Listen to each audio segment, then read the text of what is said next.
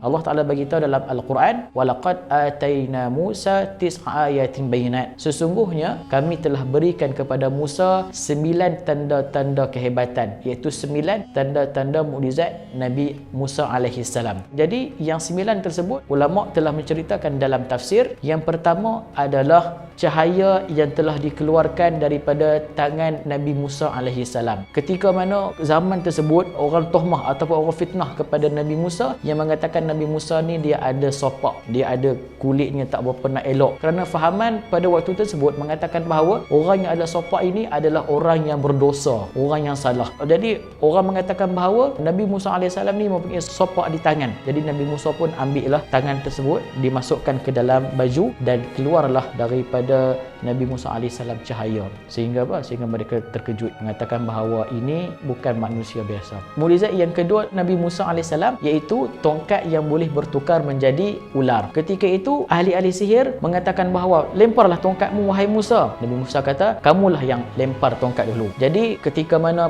para ahli sihir melemparkan tongkat, mereka telah menyihir mata-mata orang ketika itu. Yang asalnya sebenarnya bukanlah tongkat tersebut bertukar menjadi ular, tetapi para ahli sihir lah yang telah menyihir mata-mata orang.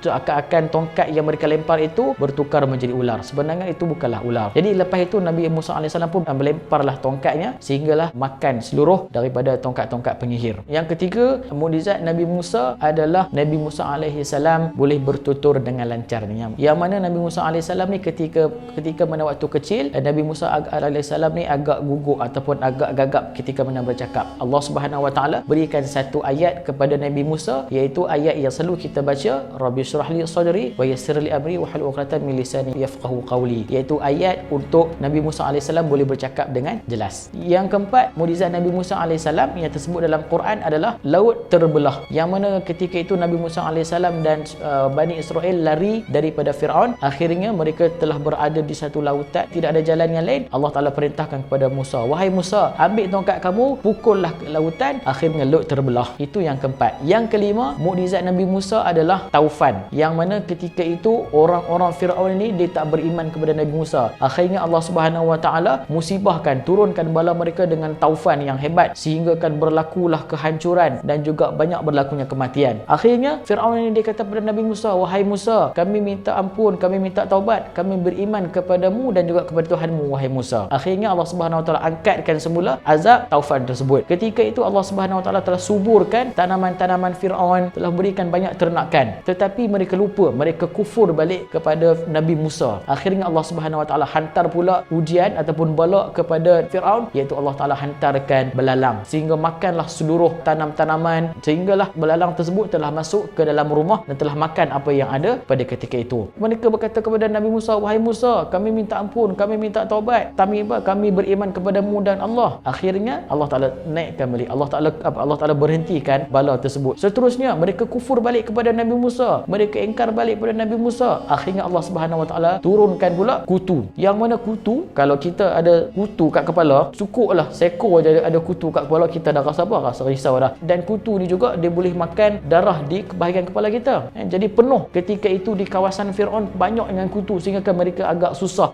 untuk bergerak. Seterusnya Allah Subhanahu Wa Taala hantarkan pula katak kepada golongan-golongan Bani Israil, habis bertemparan katak-katak yang berada di kawasan Fir'aun. Kita katak sekok pun kita rasa geli. Bayangkan ni kalau katak banyak kan, nak jalan dah katak kan, duduk atas meja ada katak, tengah tidur ada katak. Dalam diriwayatkan bahawa terlalu banyaknya katak sehingga kan kalaulah mereka buka mulut je akan masuk katak tersebut ke dalam mulut. Dan yang kesembilannya adalah Allah Subhanahu Wa Taala hantarkan kepada mereka darah, yang mana jikalau Fir'aun tersebut dia nak minum, dia akan bertukar menjadi darah. Habis seluruh air yang berada di tempat tersebut, tempat Fir'aun telah bertukar menjadi darah, iaitu sungai-sungai bertukar menjadi darah, sehingga kan bila mana dia nak mandi bertukar menjadi darah. Sedangkan air adalah sumber kehidupan. Disebabkan itulah mereka kembali balik beriman kepada Allah Taala. Itulah 9 mukjizat yang Allah Subhanahu Wa Taala ceritakan di dalam Al-Quran. Jadi pengajaran daripada kisah ini, Allah Subhanahu Wa Taala nak beritahukan kepada kita bahawa bila mana Allah Subhanahu Wa Taala sayangkan kepada kita,